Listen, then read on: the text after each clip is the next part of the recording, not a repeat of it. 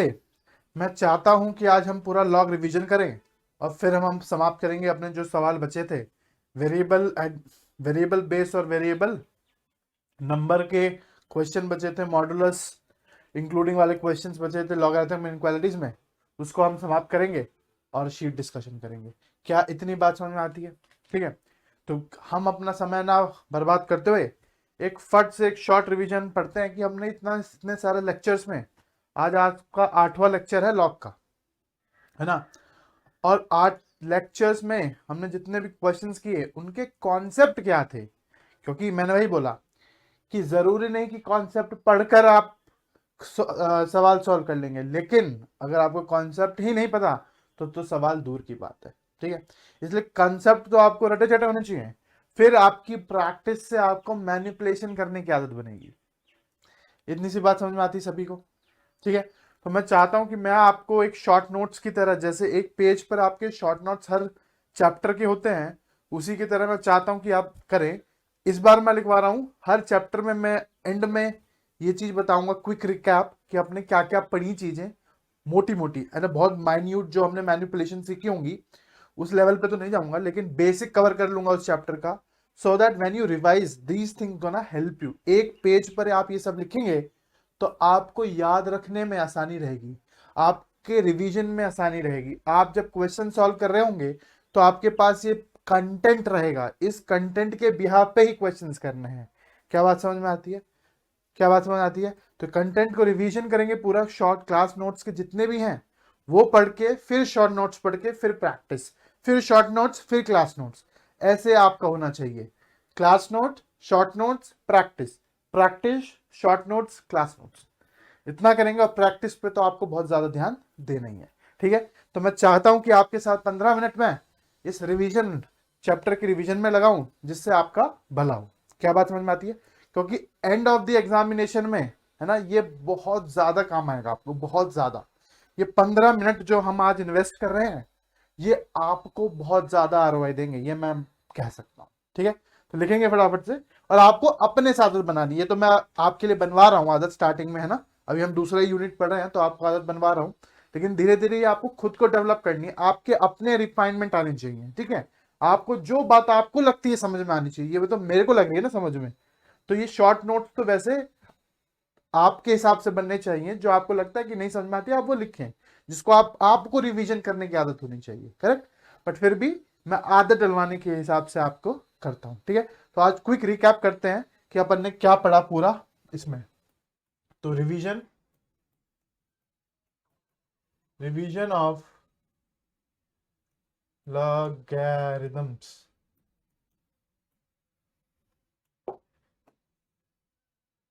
Revision of logarithms. है spelling गलत है?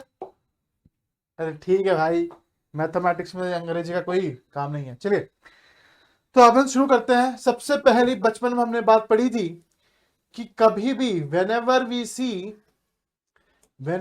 see exponent form, we should think about what? We should think about log। कभी भी exponent देखेंगे तो एक मन में आशंका जगनी चाहिए, जब भी एक्सपोनेंट फॉर्म देखेंगे एक मन में आशंका आनी चाहिए, क्या ये सवाल लॉग लेके तो नहीं हो रहा होगा। ये हमने शुरुआत की थी, याद है कि नहीं? फिर हमने पढ़ा था कि डेफिनेशन ऑफ लॉग होता क्या है लॉग। तो हमने पढ़ा था लॉग कुछ नहीं होता, log n to the base a का मतलब है कि a की पावर क्या रेस की जाए कि वो n आ जाए। मतलब कि अगर मैं a की पावर x रेस करूं तो मुझे n मिलेगा। क्या इतनी ही सी बात थी? नहीं, बहुत ज्यादा इंपॉर्टेंट थी कि वो n पॉजिटिव होना चाहिए, a ग्रेटर देन 0 होना चाहिए, और a 1 नहीं होना चाहिए। बहुत ज्यादा महत्वपूर्ण। और हमेशा लॉग के सवाल शुरू करने से पहले आपको ये वाली बातें लिख लेनी चाहिए, मैं आपको बता रहा हूं, क्योंकि अधिकतर बच्चा ये बात भूल जाता है, और यही ब्रह्मास्त्र है लॉग का। यही आप अटकोगे, आप कोई से भी इक्वेशन सॉल्व करके एक्स की वैल्यू देने लग जाओगे, लेकिन सिर्फ वही वैल्यूज दोगे जो ये सेटिस्फाई कर रही होंगी। ये हमने लॉग की इक्वेशन में भी देखा था और लॉग जब इनइक्वालिटी सॉल्व कर रहे थे तब भी हमने देखा था कि हम पे बहुत सारी एक्स की वैल्यूज आएंगी। क्या वो सब आंसर होंगी? नहीं, वो आंसर होंगी जो लॉग को डिफाइन करती होंगी, और लॉग को डिफाइन करने के लिए कंडीशन, तो ये तो सबसे पहले लिख देनी चाहिए। कभी भी कोई भी लॉग का सवाल आए तो आपको ये इनइक्वालिटीज, ये कंडीशन सबसे पहले लिख देनी चाहिए। क्या बात समझ में आती है? हाँ जी। फिर आगे हम पढ़े थे, जहां तक मुझे याद आ रहा है, फिर हम पढ़े थे डेफिनेशन ऑफ लॉग पढ़ लिए थे। फिर अपन एक और बात किए थे कि taking log both the side, taking log both the side, है ना। ये आपकी याद है लग्जरी, आप पे लग्जरी होती है।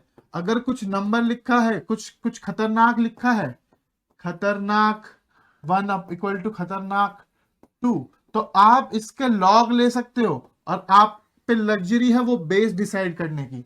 लेट्स से आपने लिया खतरनाक 1, तो ये तो जाके 1 हो गया। तो अब पहले आपके पास 2 खतरनाक चीजें थी, अब आपके पास सिर्फ एक खतरनाक चीज से डील करना है।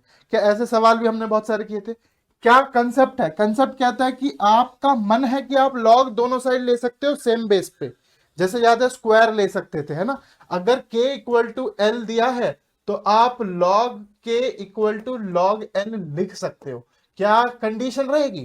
कंडीशन रहेगी कि आपका बेस सेम रहना चाहिए। उल्टा भी सच है कि अगर ये लिखा हुआ है तो आप ये भी लिख सकते हो। उल्टा भी सही है, अगर ये लिखा है तो आप ये भी लिख सकते हो। क्या इतनी सी बात समझ में आती है? याद आ रहा है कि नहीं आ रहा पुरानी बातें? फिर एक बात पढ़ी थी हमने, साइन ऑफ लॉग।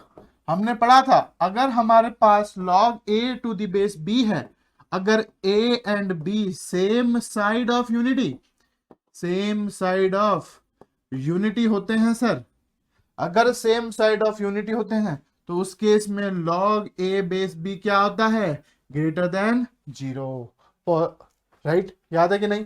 अगर a and b are different side of unity,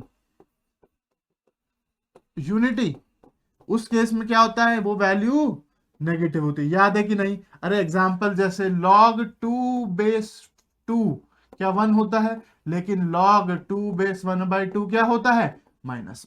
क्या बात समझ में आती है? ये बात किए थे, याद है कि नहीं याद है? याद है ये a 1 क्यों नहीं होता, ये याद है ना। हमने बताया था कि log 1 and 1 तो कितने सारी वैल्यूज आएंगी, लेकिन log एक अपने में यूनिक एलिमेंट होता है। लेकिन अगर आप इसका आंसर लिखोगे फॉर एग्जांपल log 1 बेस 1, तो इसका 1 की पावर 1 भी आंसर सही है, 1 की पावर 2 भी होता है, 1 की पावर 3 भी 1 होगा, ये भी 1 होगा, ये भी 1 होगा, तो इसका आंसर 1 2 3 4 5 आएगा। लेकिन होता क्या है? log होता है एक unique unique unique value, log should give a unique value, है ना। तो इसलिए पर यहां ये एक्सप्लॉइट कर जाता है।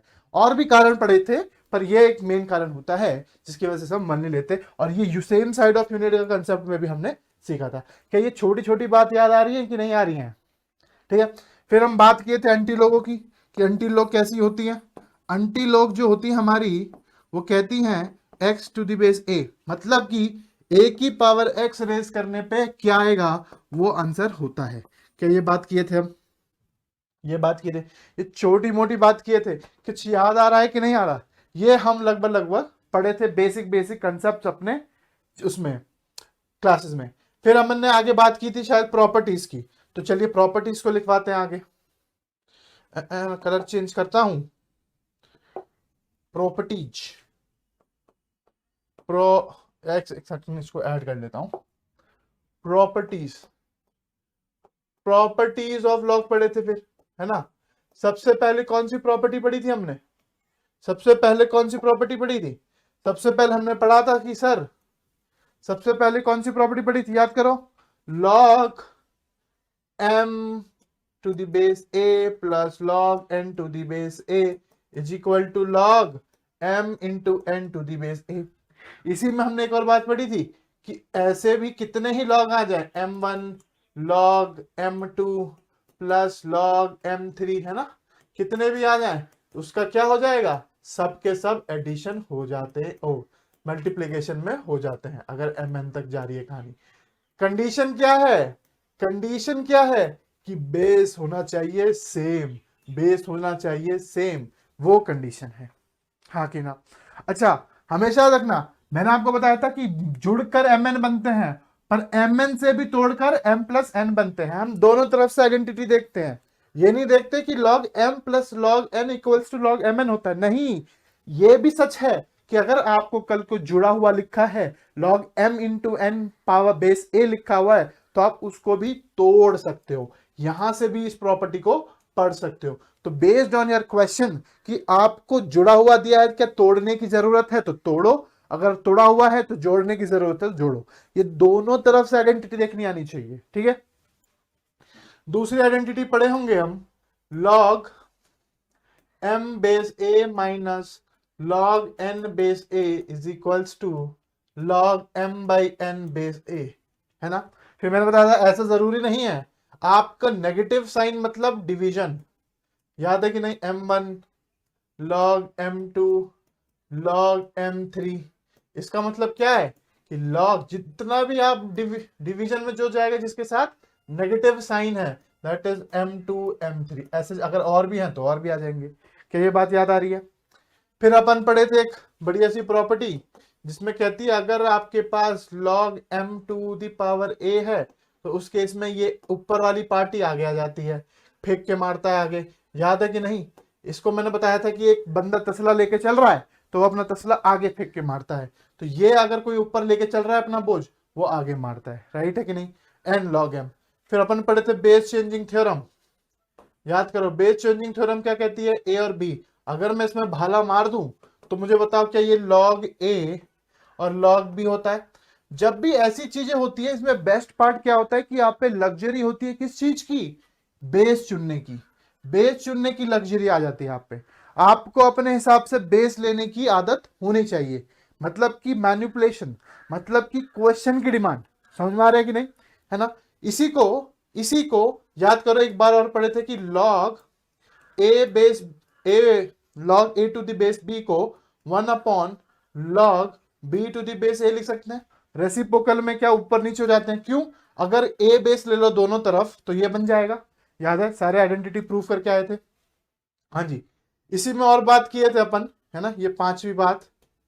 छठी बात, इसमें एक बात किए थे काटा पीटी की बात, याद करो कि अगर मैं लिखूं log a base b into log a base c into log c base d, है ना, तो क्या आप इसको इसको छम्मा छम्मा लिख सकते हो, बचा क्या, एक ये log बचा और एक d बचा, तो इसका आंसर क्या आएगा, log d बेस b। आप ऐसे नहीं, आप ऐसे ऐसे भी काट सकते हो, कैसे, log a base b into log b base c into log c base d, तो आप b से b छम्मा छम्मा, c से c छम्मा छम्मा, बचा क्या, ये log बचा और ये d बचा, तो that is log a base d आएगा।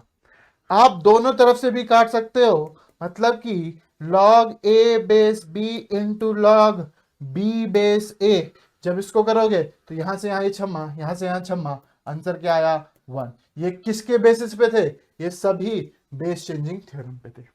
फिर हमने एक और बात पढ़ी थी, अगर आपको याद हो, कि अगर आपके पास नीचे पावर में हो तो नीचे वाली पार्टी रेसिप्रोकल में आती है, दैट इज ये 1 अपॉन के लॉग m बेस a होगा।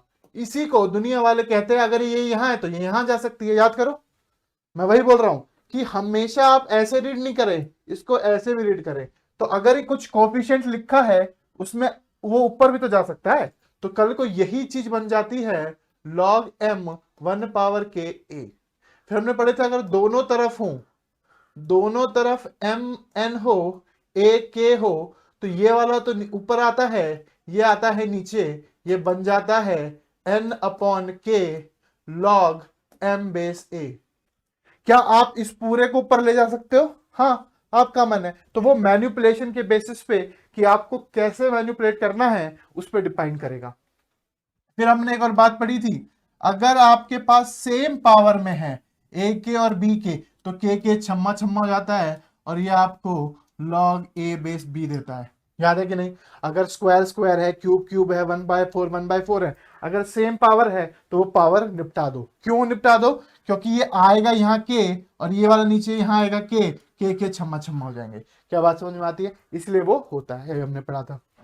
फिर हमने एक एक्सपोनेंशियल फॉर्म में पढ़ी थी। अगर मैं इसको थोड़ा सा श्रिंक करके, इसको थोड़ा सा, है ना, थोड़ा सा, ज्यादा नहीं, है ना, अपन ने बात एक और की थी कि अगर a power log b base a है तो ये a और a छम्मा छम्मा हो जाता है, आंसर आता है b। इसी का एक और फॉर्म पढ़े थे, याद करो तो याद होगा, a power log b base c में a और b रिप्लेस हो जाते हैं तो ये b log a base c होता है। क्या याद है? इन सबके प्रूफ याद है? ये हम सब पढ़े थे कि आप एक्सचेंज कर सकते हैं। ये बहुत important concept in the sense, बहुत इंपॉर्टेंट प्रॉपर्टीज हैं लॉग की। क्या ये सब याद है सभी को? ये आपको रटी चटी होनी चाहिए। These are the heart of the log, heart of the log. इसके बेसिस पे ही क्वेश्चंस बनेंगे लॉगरिथम्स के, क्योंकि फंडामेंटल पे कभी कोई क्वेश्चन ऐसा नहीं आएगा कि उठा के दे देगा। होगा क्या कि पहले आपको मैनिपुलेट करके वो फॉर्म बनानी पड़ेगी। वो फॉर्म मतलब कि आपको ये यूज करके आपको एक अच्छा सा एक्सप्रेशन बनाना होगा, फिर जाके वो सॉल्व होगा। और हमने इतने सारे सवाल किए भी हैं ऑलरेडी, तो आपको आइडिया लग रहा होगा कि मैं क्या बातें कर रहा हूं। क्या ये प्रॉपर्टीज ऑफ लॉग समझ में आती हैं? ठीक है। फिर हम बड़े थे आगे, याद करो, कैरेक्टरिस्टिक एंड मेंटिसा पे। तो सबसे पहली बात जो मैंने कैरेक्टरिस्टिक और मेंटिसा में बताई होगी आपको, वो बताई होगी कि कैसे अगर मेरे को कोई एक्सप्रेशन दिया है, लेट्स से बी, और मुझे उस एक्सप्रेशन को, लेट्स से मुझे एक एक्सप्रेशन दिया है और उस एक्सप्रेशन को इस एक्सप्रेशन और इस एक्सप्रेशन में कन्वर्ट करना है और इसके फॉर्म में लिखना है। याद करो, log 50 को अगर मुझे log 6 और 5 से बनाना है सिर्फ और सिर्फ, तब मेरे को क्या कंसेप्ट याद आता है कि मुझे सिर्फ x, y और b को इन तीनों की मदद से मैनिपुलेट करना पड़ेगा। याद है कि नहीं? अगर मैं कहूं कि मुझे बताओ कि log 50 बेस 6 को आपको log 3 base 6 and log 5 base 6 के फॉर्म में लिखना है, कन्वर्ट इसको इसके फॉर्म में ही कन्वर्ट करना है कि आपके एक्सप्रेशन में सिर्फ log 3 और log 5 होना चाहिए, तो आपको 3, 5 और बेस, इन तीनों को यूज करके मैनिपुलेट करना है। क्या बात समझ में आती है? ये हमने मैनिपुलेशन करके देखा था। फिर अपन पढ़े थे कैरेक्टरिस्टिक और इसमें कि कैरेक्टरिस्टिक क्या होता है और मेंटिसा क्या होता है। याद करो, हमने बताया था कि कोई भी लॉग की वैल्यू, है ना, लेट्स से कोई नंबर है और कोई बेस है, उसकी जो वैल्यू आती है वो हमेशा रिटर्न होगी कैरेक्टरिस्टिक प्लस मेंटिसा के फॉर्म में। इस फॉर्म में लिखी जानी चाहिए। किसी भी लॉग की वैल्यू कैरेक्टरिस्टिक मेंटिसा के फॉर्म में होनी चाहिए, जहां कैरेक्टरिस्टिक होता है इंटीग्रल पार्ट और मेंटिसा होता है फ्रैक्शनल पार्ट। लेकिन इसमें कैच था कि इंटीग्रल तो पॉजिटिव नेगेटिव दोनों हो सकते हैं, लेकिन फ्रैक्शनल हमेशा पॉजिटिव हो सकता है। तो याद करो, अगर कोई लॉग की वैल्यू 7.2 है तो इसका कैरेक्टरिस्टिक हो जाता था 7 और मेंटिसा हो जाता था 0.2। लेकिन अगर वहीं कल को -7.2 हो जाती थी, तब हमारे साथ खेल हो जाता था, तब हमको दिमाग लगाना होता था। क्योंकि जब हमने 7 + 0.2 that is characteristic plus mantissa लिखा, तो हमको मिलना ये चाहिए था ना, तो ये मिल रहा था। लेकिन अगर इस केस में आपने ऐसा किया होता, आपने कहा होता कि कैरेक्टरिस्टिक -7 और मेंटिसा 0.2 है, और आपने ये किया होता -7 + 0.2, तो आपको पता चलता कि आपको तो ये मिल रहा है, जो कि ये नंबर नहीं है। तब क्या करते हैं? तब इस केस में ये हम एक बढ़ा देते हैं, दैट इज हम इसकी माइनस कैरेक्टरिस्टिक आपका हो जाता है -8 और मेंटिसा कितना होगा मुझे बताइए। अगर -8 में क्या ऐड करूं कि मुझे 7 पॉइंट आए, 0.8, तो आपका आंसर हो जाएगा कि दैट इज -8 + 0.8, जो कि आपको मिलता है -0.2। हाँ कि ना? तो कैरेक्टरिस्टिक इसका -8 होता है, मेंटिसा 0 पॉइंट होता है। क्या इतनी सी बात समझ में आई थी? कैरेक्टर मेंटिसा पे हमने बहुत बात की भी थी। फिर हमने एक कंसेप्ट पढ़ा था कि कितने ऐसे वैल्यूज होंगी जिनका कैरेक्टरिस्टिक अल्फा होगा और उनका बेस बी होगा। तो याद करो, हमने बात की थी कि उसका सीधा सीधा फॉर्मूला याद रखना कि b alpha b minus one. याद है कि नहीं? जैसे कि फॉर एग्जाम्पल मैं बात करूं कि मुझे बताओ लॉग 100 का कैरेक्टरिस्टिक कितना है? लॉग 100 का कैरेक्टरिस्टिक 2, ठीक है, और लॉग 1000 का कैरेक्टरिस्टिक कितना है? 3। तो मुझे बताओ कि ऐसे कितने वैल्यूज होंगी, कितने नंबर्स होंगे, इंटीग्रल वैल्यूज होंगी जिनका कैरेक्टरिस्टिक 2 होगा, जिनका कैरेक्टरिस्टिक 2 होगा। तो आपको पता है कि इसके बीच जितनी भी वैल्यूज आएंगी भाई 100 से 1000 के बीच, log of 101, log of 102, log of 1999, सबकी वैल्यू 2 पॉइंट समथिंग समथिंग होगी, मतलब सबका कैरेक्टरिस्टिक 2 ही होगा। तो वो वैल्यू है। तो वो वैल्यू कैसे निकालते थे? याद है कि नहीं? बीच के number that is 1000 minus 100 minus 1, ये तो हो गए आपके बीच के नंबर, प्लस इसका भी तो 2 है प्लस 1। वहां से हमने ड्राइव किया था ये फॉर्मूला। क्या फॉर्मूला था? ये लिखा हुआ है कि बेस कितना है, अगर मैं बेस मान लू 10, है ना, तो बेस के हिसाब से दैट इज 10 की power 2 plus 1 minus 10 square minus 1 plus 1। ये छम्मा छम्मा यहां से मिलता था आपको 10 का स्क्वायर 10 माइनस 1, यहां से मिला 100 माइनस 9 दैट इज 900। हाँ कि ना? ये फॉर्मूला का डेरिवेशन याद है कि नहीं? ठीक है, फिर आगे हम बात किए थे, ठीक है, ये अपन ने बात की थी, ये वैल्यूज की बात की थी। फिर अपन ने बात की थी नंबर ऑफ डिजिट्स की। तो नंबर ऑफ डिजिट किसी भी एक्सप्रेशन में, फॉर एग्जांपल मुझे बताओ number of digit in 2 power 105, 2 power 105 कुछ नंबर होगा बहुत बड़ा सा, उसमें कितनी डिजिट होंगी वो कैसे पता लगाते थे? याद करो, तो हम कैरेक्टरिस्टिक निकालते थे किसका? जब हमने उस वैल्यू को बेस 10 पे लिया होगा, तब वहां से जो कैरेक्टरिस्टिक आएगा लेट्स से अल्फा, तो आंसर क्या होता था? Alpha plus 1, alpha plus one. याद है कि नहीं? सिंपल सी बात है ना। मुझे बताओ 1024 है, करेक्ट? इसमें कितनी डिजिट है? 4। ठीक है, तो अगर मुझे इसकी डिजिट निकालनी है, आंसर क्या आना चाहिए? 4। तो मैं क्या करूंगा? लॉग ले लूंगा 10 के बेस पे, लॉग ले लूंगा 10 के बेस पे। फिर यहां से जो करेक्टरिस्टिक आएगा मेरे पास, उसमें क्या कर दूंगा? एक ऐड। तो आप सोचो कि 10,000 3 पॉइंट समथिंग समथिंग आनी चाहिए वैल्यू, प्लस 3 का प्लस 1 एक कर दोगे तो 4 आएगा। क्या ये याद है?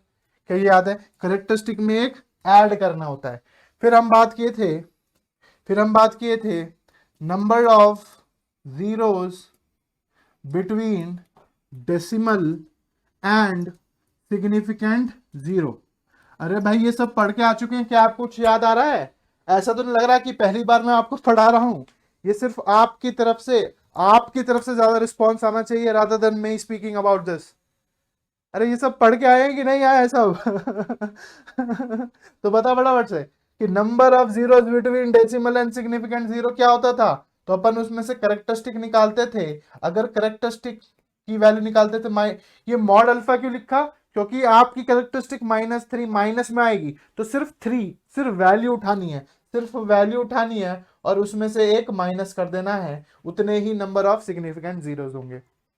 हाँ कि ना? फिर हम एक बात पढ़े थे छोटी सी और, कि sequence mantissa of the numbers written in same sequence, that is same order,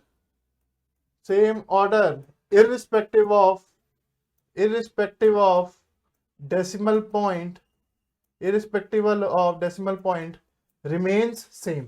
हमने बात की थी कि जो मेंटिसा होगा वो इस नंबर का लेट्स से 2 3 7 8, और जो इस नंबर का होगा 0.002378, या इसका होगा 23.78 या 0.002378, इन सब का मेंटिसा क्या रहेगा? सेम रहेगा। लेट्स से अगर कोई m है तो इसका भी m रहेगा, इसका भी m रहेगा, इसका भी m रहेगा, इसका भी m रहेगा। ये क्यों रहता है? याद करो, क्योंकि आपकी 2378 सीक्वेंस में सेम होने चाहिए। याद है कि नहीं? डेराइव भी किए थे अपन, ठीक है, इन सबका मेंटिसा सेम रहता है। फिर हम बात किए थे आगे कि how to find the values of the log, है ना? तो क्या करते थे सबसे पहले? तो लॉग में सबसे पहले नंबर ऑफ स्टेप 1, याद करो, स्टेप 1 में नंबर ऑफ डिजिट फाइंड करते थे। नंबर ऑफ डिजिट से क्या आपको कैरेक्टरिस्टिक पता चलता था, फिर कैरेक्टरिस्टिक पता चल जाता था आपको, फिर क्या करते थे कि ABCD वाला रूल लगाते थे। AB क्या होता था, रो नंबर, C क्या होता था, कॉलम नंबर, इसको प्लस करते थे उसके मीन डिफरेंस से। क्या ये बात याद है, क्या ये बात याद है? फिर हमने पता किया था वैल्यूज ऑफ एंटीलॉग कैसे निकालते थे, फटाफट से बताओ। वैल्यूज ऑफ एंटीलॉग कैसे निकालते थे? कुछ नहीं याद आ रहा है एंटीलॉग कैसे निकालते थे? क्योंकि यहाँ क्या दिया होता था आपको, कैरेक्टरिस्टिक दिया होता था। तो कैरेक्टरिस्टिक से सबसे स्टेप 1 में आप क्या करते थे, स्टेप 1 में कैरेक्टरिस्टिक से आप निकालते थे उसकी नंबर ऑफ डिजिट्स, अरे नंबर ऑफ डिजिट्स।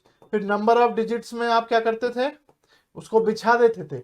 फिर आप उसमें से उसके डेसिमल पार्ट से ABCD निकालते थे। याद है, यहाँ डेसिमल पार्ट से ABCD निकलता था कि AB तो row number, C column number, and इसको अगर D है तो मेन डिफरेंस।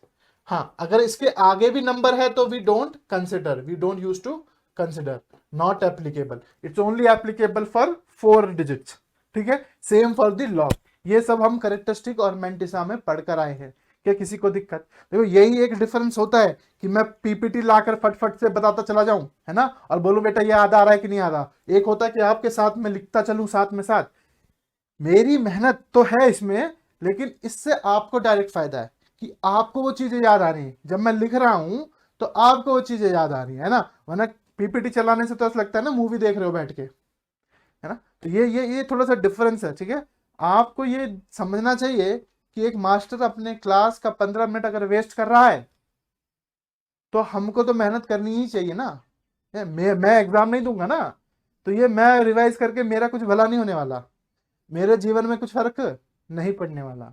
ये सिर्फ रिवीजन किसके लिए है, आपके लिए। भाई मेरे को एग्जाम थोड़ा देना है जो मैं रिवाइज कर रहा हूँ, बट मैं चाहता हूं कि 2-4 बच्चे जो इस क्लास में बैठे हों, जो अच्छे से पढ़ते हों, उनका इससे भला हो जाए। आ रही है कि नहीं बात समझ में? ये रिवीजन ये नहीं है कि पहले ब्लैंक होके पढ़े हो, हमने 8 लेक्चर बिताए हैं तब जाके रिवीजन करा रहा हूं मैं आपको, और ये बताऊंगा कि अपन ने पढ़ा ही कितना है। ये छोटी छोटी सी बातें ही तो पढ़ी हैं, ये पढ़ी, ये पढ़ी, ये पढ़ी, ये पढ़ी, हो गया खत्म। 5 बात यहां पढ़ी, 13 बात यहां पढ़ी, 5 बातें यहां पढ़ी, 3 बातें यहां पढ़ी, और एक और लास्ट की बात जो हमने पढ़ी वो लिखा देता हूं। जो कि हमने पढ़ी, सबसे पहले हमने पढ़ी लॉगरिदमिक फंक्शन की बातें। हमने क्या पढ़ा कि लॉग का जो होता है, log x to the base a का ग्राफ होता है कुछ ऐसा जब a ग्रेटर देन 0 हो, और log x बेस a का ग्राफ होता है कुछ ऐसा जब a 0 से 1 हो।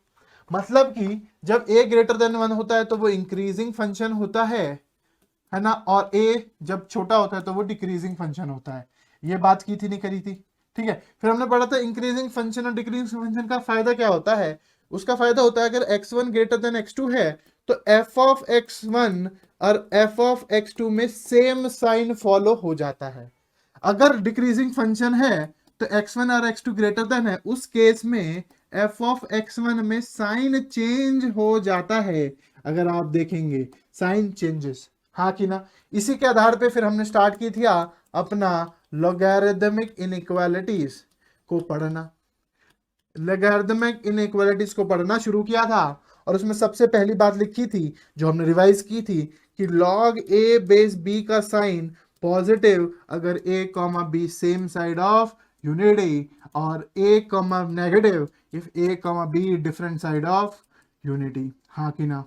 दूसरी बात हमने पढ़ी थी कि इसमें किस तरह के क्वेश्चन आते हैं। इसमें क्वेश्चन आते हैं कि आपके पास f of x log a greater than, और some inequalities can be greater than, can be less than, can be greater less than, can be, ये सारी हो सकती हैं log f2x बेस a।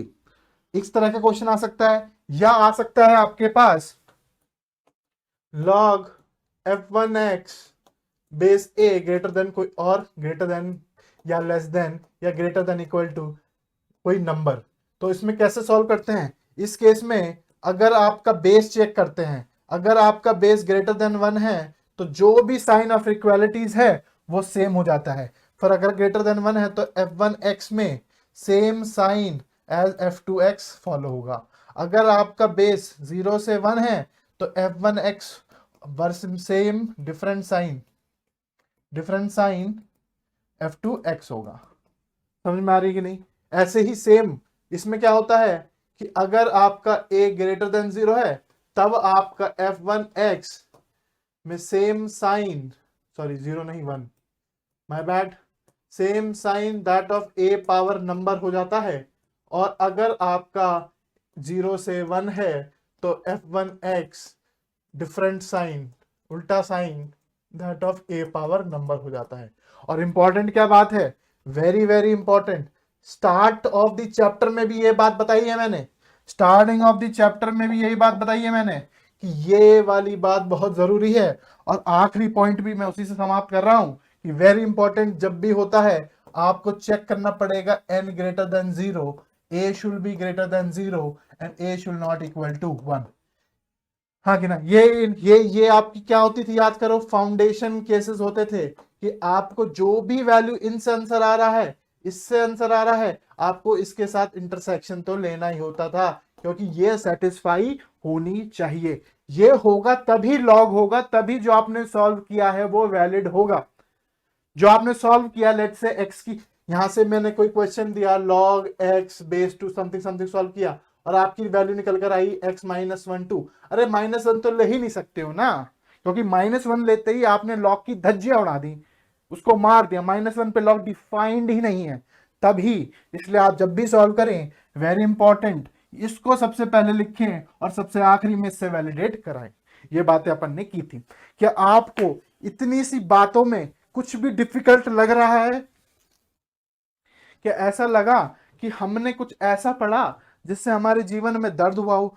मैं फिर से बोल रहा हूं, ये मैं खुद भी मान रहा हूं कि मैनिपुलेशन में हो सकती है दिक्कत।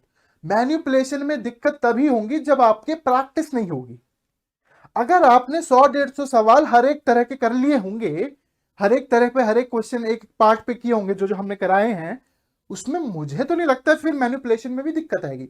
हाँ, कुछ नई मैनिपुलेशन आएगी तो आपका दिमाग थोड़ा थोड़ा दौड़ेगा। बट मुझे एक बात बताओ कि इस 15 मिनट के कंसेप्ट में, इस 15 मिनट के कंसेप्ट में पूरा एक चैप्टर है।